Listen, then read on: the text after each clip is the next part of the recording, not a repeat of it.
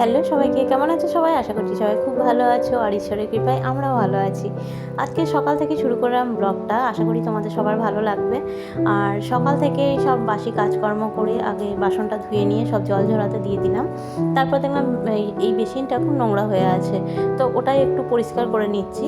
আর এটা আমি ওই ভীম জেল যেটা আছে সেটা দিয়েই পরিষ্কার করি, খুব সুন্দর পরিষ্কার হয়। কিন্তু এই যে সাইডে যে কালো দাগগুলো দেখছো, এ দুটো কিন্তু একদম অ্যাসিড দিলে তবেই পরিষ্কার হয়। অ্যাসিডটা আমি ভয়ে দিতে পারি না, মানে হাত দিতে পারি না, ও ওটা ভালো পারে করতে। তো সেই জন্য এটা মানে ওর দাগগুলো থেকে যায়। আর আসল ব্যাপারটা হচ্ছে আমাদের যে বেসিনটা আছে সেটা একদিক একটু ডাউন আছে, তো যে দিকটা ডাউন হয়ে আছে ওই দিকে বেশি জলটা থেকে যায়। আর যেহেতু এরকম ডিজাইন আছে তো একটু একটু জল রয়ে যায়। আর এখানকার আগেও বলেছি এখানকার জল খুব বাজে, তাই দাগ হয়ে যায়।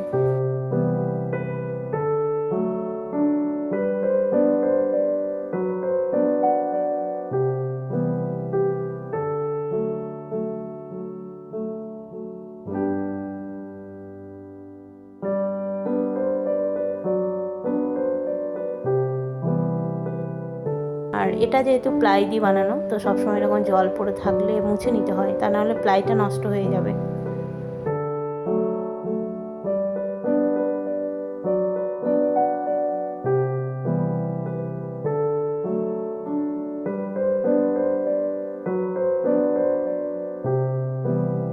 সকালে সব বাসি কাজ সেরে তারপরেই আমি পরিষ্কার হয়ে তারপর রান্নাঘরে ঢুকি।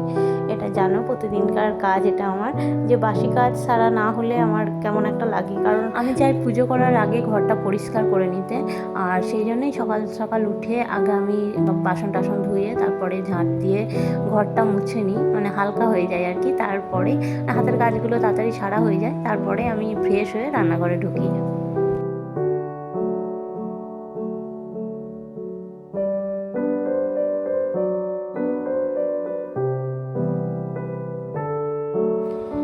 তো রুম দুটো, ডাইনিংটা, রান্নাঘর সবগুলো বেশ ভালো করে মুছে নিলাম। সকাল সকাল যদি মোছা হয় ঘরটা, তাহলে কিন্তু অনেক সুন্দর লাগে দেখতে, বেশ পরিষ্কার পরিচ্ছন্ন লাগে।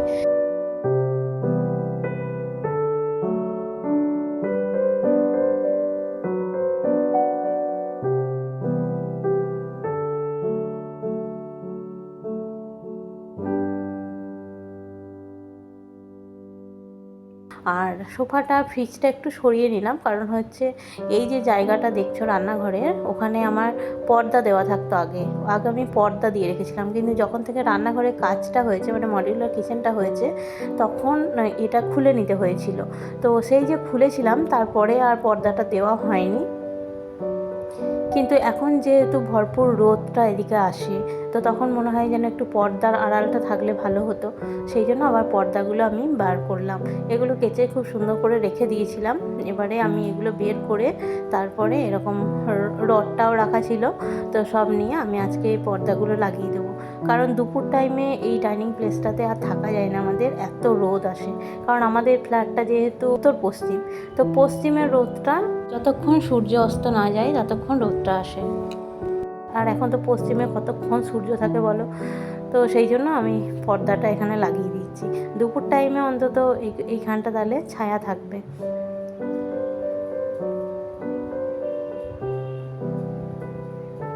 আর এই পর্দাটা প্রায় 6-7 বছরের তো হবেই পর্দাগুলো, কিন্তু এখন যেন নতুনের মতো ঝকঝক করে, মানে এত গ্লসি কাপড়টা, যত মানে কাচলেই এটার রঙটা আবার সুন্দর হয়ে যায়। তো প্রথম যখন আমরা ফ্ল্যাটে আসি তারপরেই চয়েস করে সব পর্দাগুলো, মানে ঘরের দুটো বেডরুমের, এখানে ডাইনিং প্লেস, তারপরে জানলাগুলো আছে, তো সব পর্দাগুলো একই রকমের কিনেছিলাম, মানে ডিজাইনটা একই রকম কিনেছিলাম। আর এগুলো আমি কিনে নিয়ে এসেছিলাম চাঁদনি থেকে। ওখানে পর্দার জন্য বেশ ভালো সব রকমের পর্দা পাওয়া যায়, চাঁদনি মার্কেট, কলকাতা। তো সেখান থেকেই নিয়ে এসেছিলাম চয়েস করে।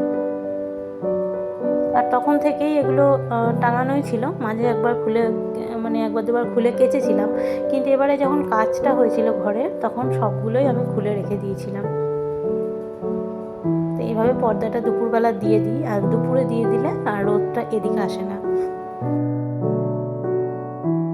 তো গরমটা একটু কম হবে ডাইনিং প্লেসটা, সেই জন্য পর্দাটা আটকে দিলাম। এখন যেহেতু সকালবেলা তো পর্দা আটকানোর কোনো ব্যাপার নেই, সেই জন্য এইভাবে রেখে দিলাম। আবার দুপুর টাইমে তখন খুলে দেবো। দেখো লুকটা এরকম এসছে, দেখতে বেশ ভালোও লাগে পর্দাগুলো। একটু ফ্রেশ হয়ে নিয়ে চলে এলাম রান্নাঘরে, এখন রান্নার কাজে লেগে যাব।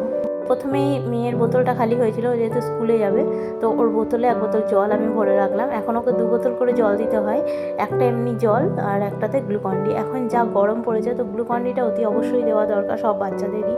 তো আমিও সেই জন্য একটা বোতলে জল দিই আর একটা বোতলে গ্লুকন-ডি দিই। তো তখন তাড়াতাড়ির মধ্যে থাকি বলে জলটা আগে থেকে ভরে রেখে দিলাম।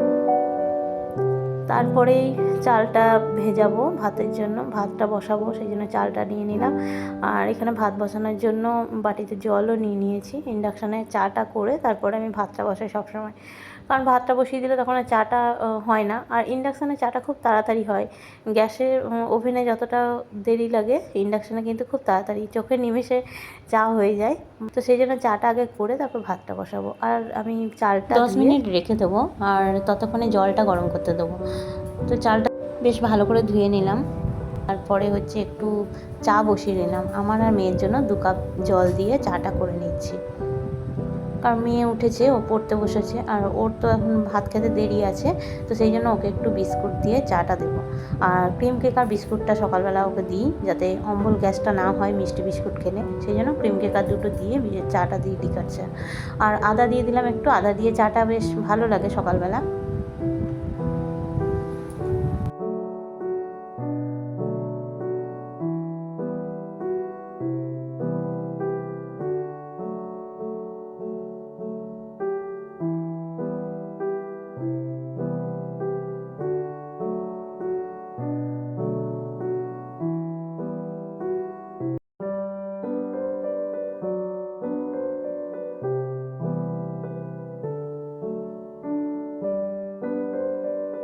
আর কালকে অফিস থেকে ফেরার সময় এত বড় একটা তরমুজ এনেছে, দেখো কত বড় তরমুজটা।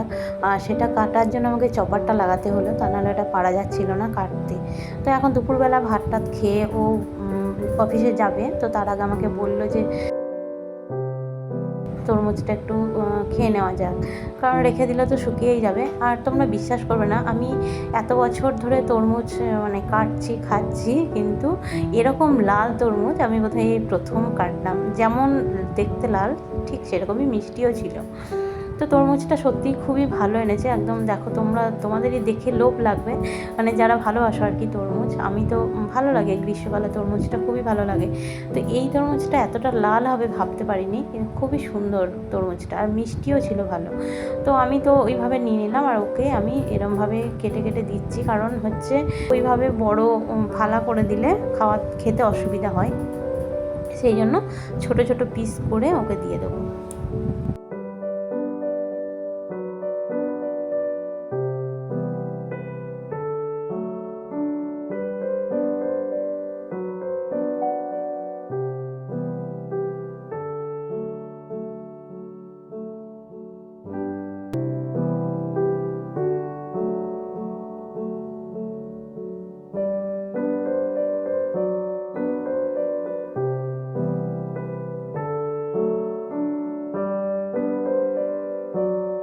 আর দুজন মিলে খেতে বসে গেলাম। আর তরমুজ খাওয়ার একটা বড় সমস্যা হচ্ছে যে বারবার বীজগুলো খালি মুখে চলে আসে, আর সেটাই এভাবে আমি ভেবেছিলাম। আর ওরটাতে বীজ ছিলই না, যাতে ছোটো ছোটো করে আমি কেটে দিয়েছি, তখনই বীজগুলো যতটা পেরেছি ফেলে দিয়েছি। কিন্তু আমারটা যেহেতু আমি এইভাবে নিয়েছি, কারণ তরমুজটা এইভাবে খেতে কিন্তু বেশি মজা আসে, তো সেই জন্য আমারটাতে বীজ বেশি আছে। তো ঠিক আছে, চলো আমরাও গল্প করতে করতে তরমুজটা শেষ করে ফেলি। আর আজকের ব্লগটা কেমন লাগলো তোমরা অবশ্যই জানিও, যদি একটু ভালো লেগে থাকে তাহলে লাইক কমেন্ট অবশ্যই করো। আর যারা নতুন আছে আমার চ্যানেলে, তারা অবশ্যই চ্যানেলটাকে সাবস্ক্রাইব করে পাশে থাকা বেল আইকনটি প্রেস করে আমার পাশে থেকো। দেখা হচ্ছে অন্য ব্লগে, ততক্ষণের জন্য সবাই ভালো থেকো, সুস্থ থেকো, টাটা।